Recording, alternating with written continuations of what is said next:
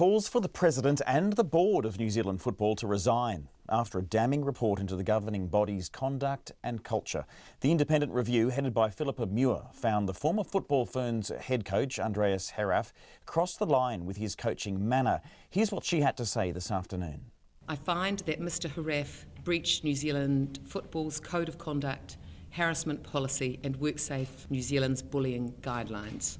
I want to make the point that the harassment was not sexual in any form and it wasn't assault, but it was raised voices, it was yelling, it was intimidation, it was repeated.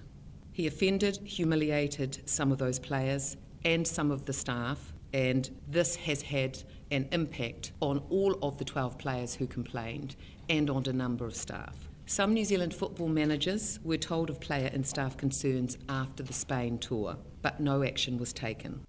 Now that's Philippa Muir, the report writer, talking about the conduct of the former Football Ferns coach Andreas Heraf. The report also slammed New Zealand football itself for ignoring complaints and failing to act.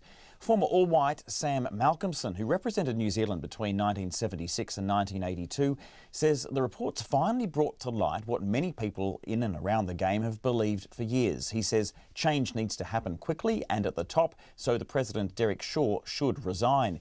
He also had harsh words for former CEO Andy Martin, who was also the subject of complaints but could not be investigated due to his confidential retirement agreement in June. Very disappointed but not surprised. I mean, under Martin's stewardsmanship, there's been nothing going very well. It's been a toxic area, New Zealand football. It's been a laughing stock of what's happened, and I just feel that the thing that's came out loud and clear is that appointments should not have been made, and were made obviously by Martin. And I think that it's just taken so long to come here because New Zealand football is probably the lowest it's been for decades. And under this report, I think the one thing that's loud and clear is the chairman should go. I mean, the chairman was very close to the CEO, and also his friends, etc., in the board. And I think that he's the one thing that has to go. And without him gone, then New Zealand football can't really start afresh. And I mean, looking at the appointments of the coach, the national coach, the Football Firms coach, the director of football, all under Martin and all under the whys and wherefores and allowed by the chairman, Shaw. So, I mean, I think it's very important that we start making changes immediately, but also I think there's got to be a clear out at the very top. There's a bit of detail in this report about the behaviour of the former Football Ferns coach Andreas Heraf, and it accuses him, it says that he's guilty really of harassment and bullying. But there's also detail that says it can't go into information about complaints laid against the former CEO Andy Martin due to his departure agreement, I guess, when he resigned back in June. Is it reading too much into it to sense a bit of frustration there in the report writers that detail can't come out? Yeah, I agree. I mean, that's the other thing. I mean, there has been bullying, and I feel it's been brave of the football firms and the players to allow it to happen. I mean, they were the brave ones that allowed it to happen, and they should not have had to go through all the pain, all the bullying, especially by somebody that wasn't involved in New Zealand football, didn't understand the culture, and really, it all comes still back, even if there's confidentiality for the CEO. He made the appointment, and I mean, the way Hudson went as well, I mean, there's a lot of cloud over that and what happened there.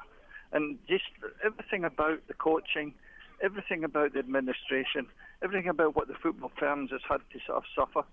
It's the game is at the lowest ebb it's ever been, and it's in disrepute, and that is really very sad when one thinks of 2010, the only team in the World Cup never to lose, and that when we think of Tony Reid and what he'd done with the football firms, put them up in the top 20 in the in standings, and look where they are now. It's really a very, very sad state of affairs.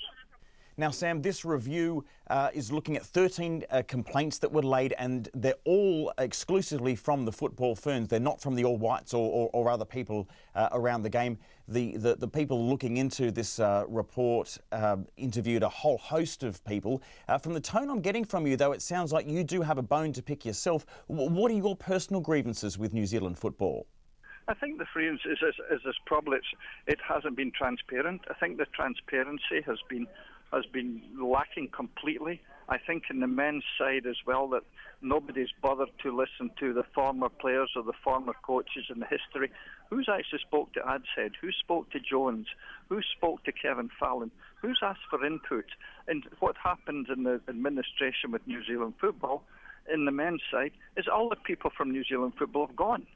All the people who were running have gone, and there's people there that, to me, haven't got a background in football, have got no knowledge of what the history and the culture that goes back many, many years. And that, to me, is the frustrating, is that just you didn't know who to go to. There was no transparency, especially we're talking about the senior teams. The game, perhaps at youth level and probably with the youngsters, there's a lot of good plans there and there's a lot of good kids. But unless we have a pathway for these guys when they get to maybe teenagers, then we're going to be struggling. So you're calling for the chair to resign. What else needs to happen moving forward? Well, I think some of the board have got to go because, I mean, that's another complaint by a lot of people. There's a lack of football people on the board. There's been very little people and very little sort of football knowledge and history and understanding of the game. It's okay saying you know football because you played at school or because you did that, but there's a hell of a lot of understanding that goes into the game off the field, not just on the field, and this is where we should be using a lot of our experience, the people that we have around the game.